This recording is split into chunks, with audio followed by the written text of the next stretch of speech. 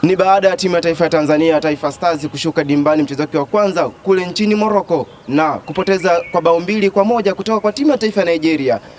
Ikiwa imesalia takribani siku moja tu kuelekea kushuhudia mtanange wa dabi ya Afrika Mashariki. Hapa na maanisha ni Taifa Stars dhidi ya Uganda, ambapo ikiwa leo ni Desemba 26 mwaka 2025, kesho 27 Desemba 2025 tutakwenda kushuhudia mtanange wa ajabu kweli kweli, mtanange mkali, mtanange ambao utakuwa ni wa kupata shika nguo kuchanika, kwani timu zote mbili zinashuka dimbani zikiwa zimepoteza alama, haina alama hata moja.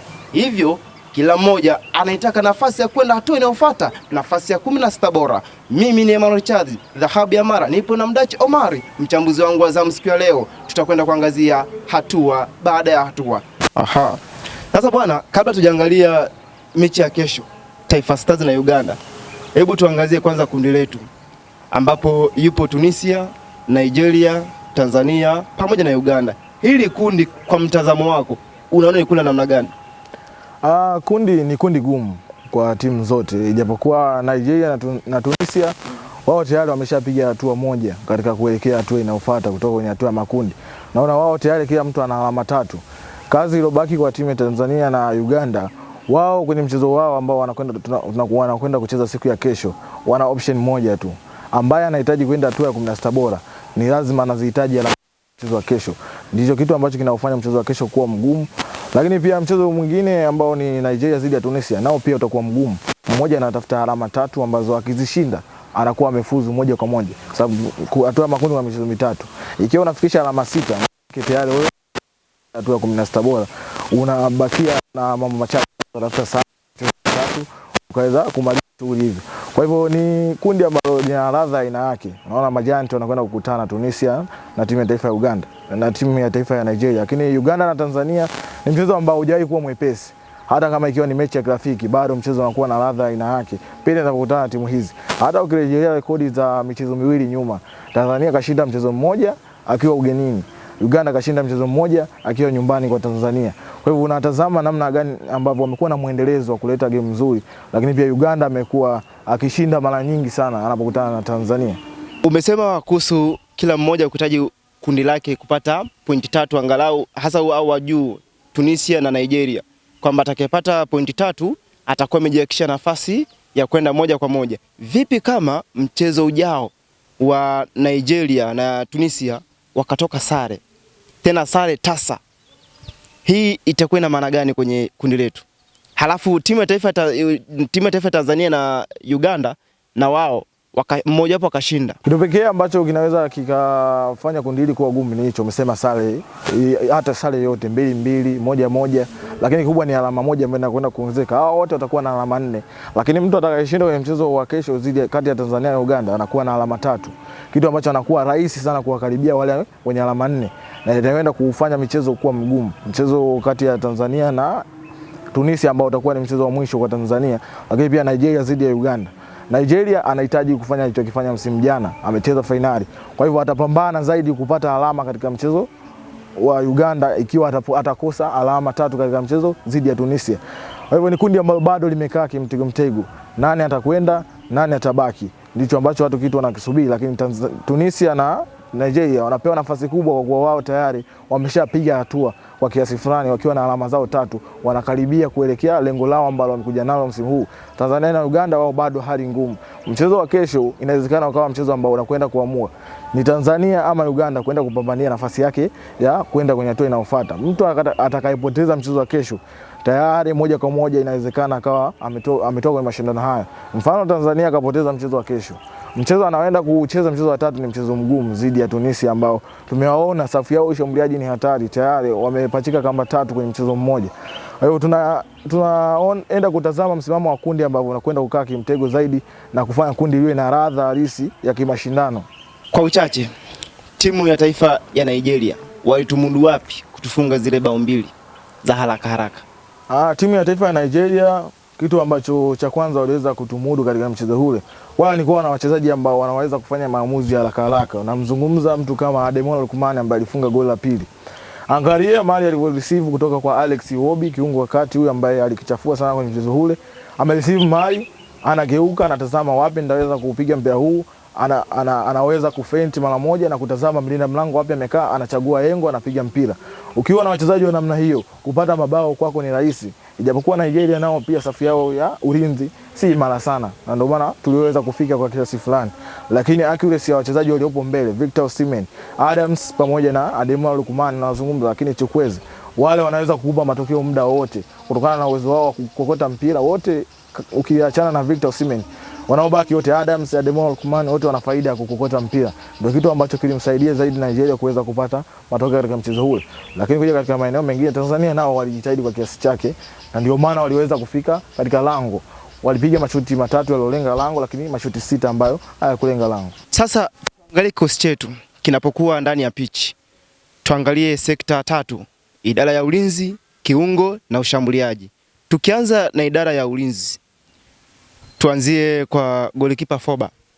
Una mtazamo gani kwa Zuberi Foba kutokana na namna alivyoperform kwenye, licha ya kufungwa lakini aliperform kwenye mchezo wa Nigeria dhidi ya Taifa Stars?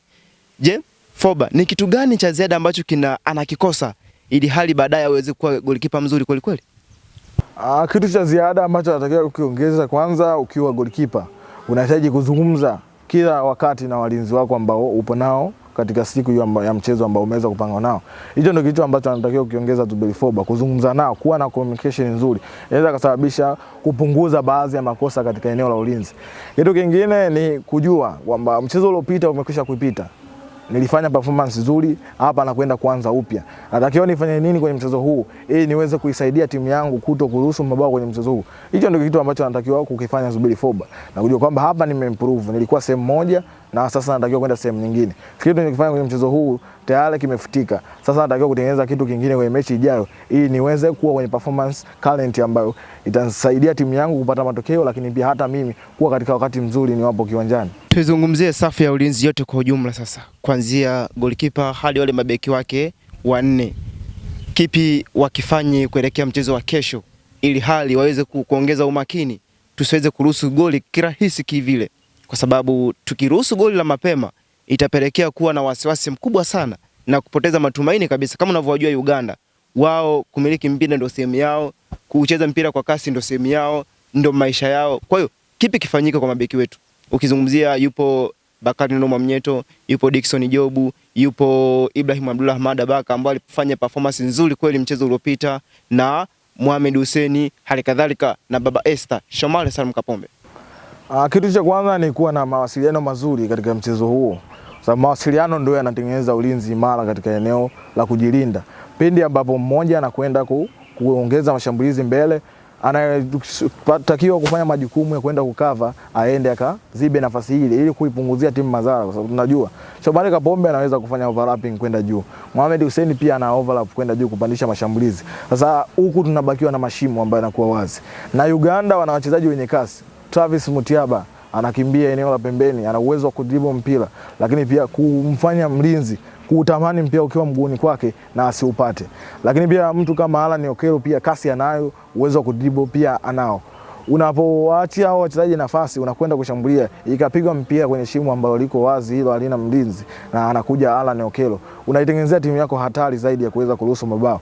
Kwa hivyo ni kupeana majukumu tu hapo kiwanjani na kukumbushana ili kuweza kuifanya timu iwe inajilinda vizuri, lakini wakati wa kwenda kushambulia na kwenda kushambulia kwa pamoja ili kuweza kuipa manufaa timu katika eneo la kushambulia, lakini pia kujilinda vizuri na kufanya safu ya ulinzi na goli letu kuwa salama kuto kuruhusu mabao katika mchezo huu. Idara ya kiungo cha chini, kiungo cha juu pale, unaizungumzaje? Kwa sababu mchezo uliopita tunaona mpira haukai pale katikati, unakaa pembeni na kwa mabeki, si ndio? Je, idara ya kiungo ni kitu gani kinapwaya pale mpaka hawezi kukaa na mpira muda mrefu?